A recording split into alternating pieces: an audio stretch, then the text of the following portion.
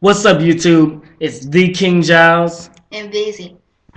and I'm here with a serious topic today.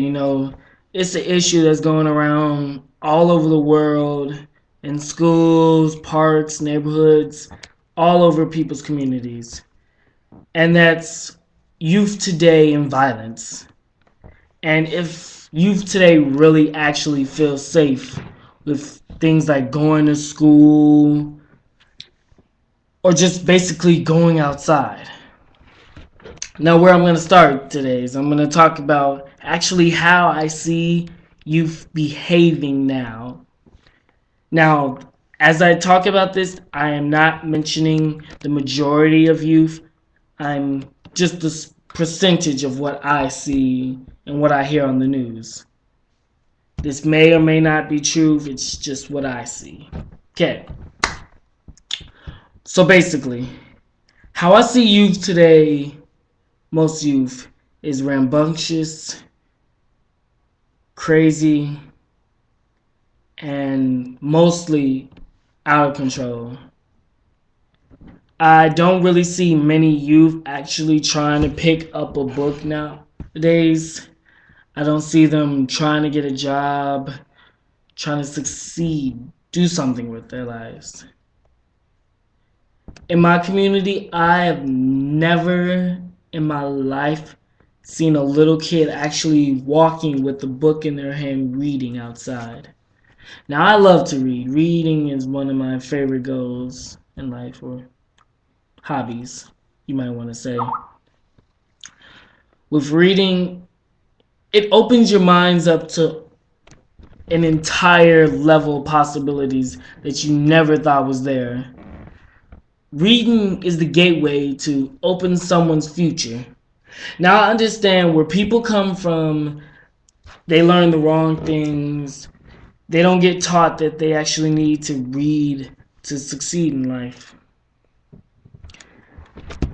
I mean, I feel sorry. I really feel sorry for today's youth because they today's youth has almost no respect or care about what they do or what they say to others. For example, I'm walking down the street and there's like an ice cream truck across the street.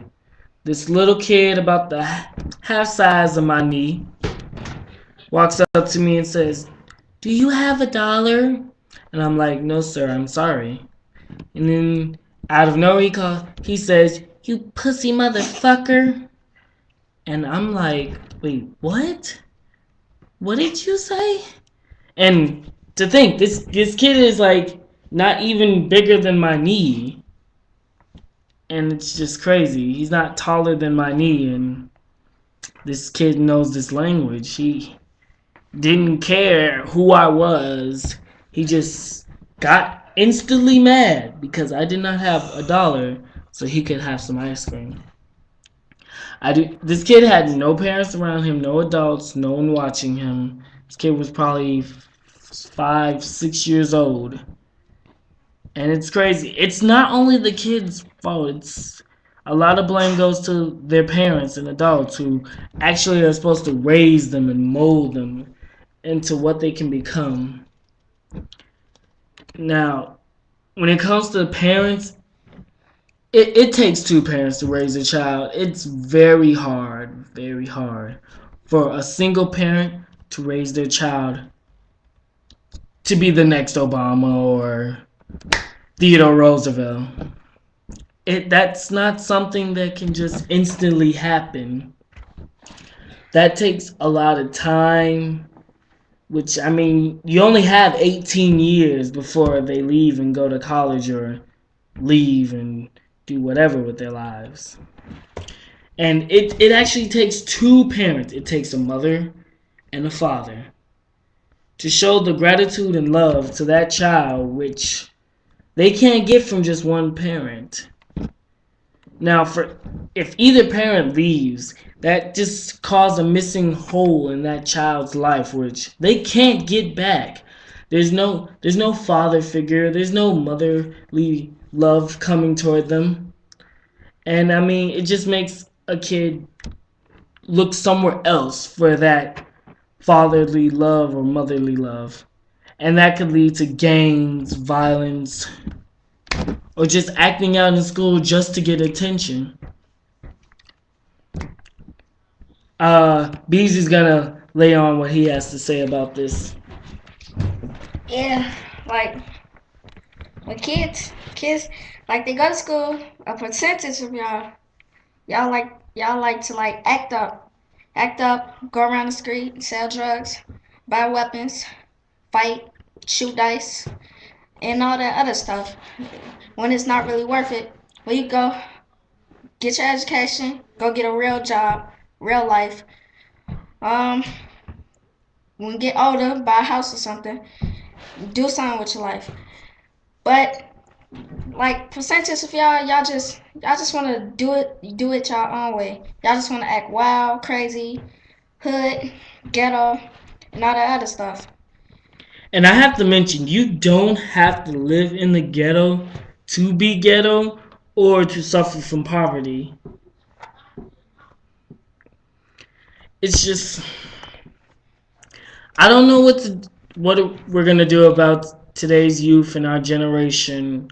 I don't know how the next years of our life will actually turn out to become and be. I'm feeling sorry for the future years coming up, but I will say about this that not everyone in today's youth is outside shooting dice, selling drugs. We actually have some studious children and kids today. I would say if I was to give a percentage, no, I'm not going to give a percentage because it's kind of hard to do because you don't really know other people's lifestyles and where they come from. But I do know there are kids at home that read books, they study, they get A's on tests, they don't get involved with gangs. Their mission is college. I stole that from Kenwood Academy. All copyrights belong to them. But yeah, they want to go to college. They want to be successful with their lives. They don't want to waste their entire lives just being someone who sits on the corner, smokes weed, sells drugs, and is a prostitute. But on the other hand, there are kids out there who do these things. Now, part two of my issue today is thanks to all the violence and everything coming from the kids who do not actually want to follow the system and follow rules, how does this make other children and students and people in life? Do they feel safe when they actually go outside, take garbage out, go to the mailbox, go to work? I notice when I see people that people get made fun of for being smart, studying. When the teacher actually likes you, you get made fun of. I never understood that. Why would you get made fun of when the teacher likes you? I'm positive it should be the other way around, but that's not how everyone sees it. I mean, I can't change people's minds. Fix I can't fix everything. It's not in my power. It actually takes a group opportunity, a group work to change things. One person, they can make a difference, but they can't change everything. If you today would band together and actually try to change things like stop polluting the world, recycling, stopping the violence. Like with that Coney video, I saw a lot of youth, they got amped up and they thought this was a serious issue. They needed to get into it. They wanted Coney to be stopped. I mean, the most they could really do was just repost videos and post awareness. And that's understandable. That's what I want to see youth today doing. I want to see youth going outside, letting people aware of the tragedies and crap that goes on in today's life. I just don't understand why most youth don't do that. That's a great way of like that's a great way to actually get a better understanding of what's going on in your world, what's happening, and how can you make a difference. And I really believe that many people would be much more safer if everyone would just try to band together and actually do something positive with their lives. Inspire someone, become role models. Don't become drunks, prostitutes. It's just not the right way to go. I'm not sure what's gonna happen to this generation or the next. But I know I'm trying to do my part to actually help the environment. I recycle, I do community work, I do things like that. I've never been disrespectful to a teacher one time in my life. But this isn't about me. This is about what we have to do as a whole and as a community. This is TheKingjiles Easy. and we're signing out. Yes. Laters.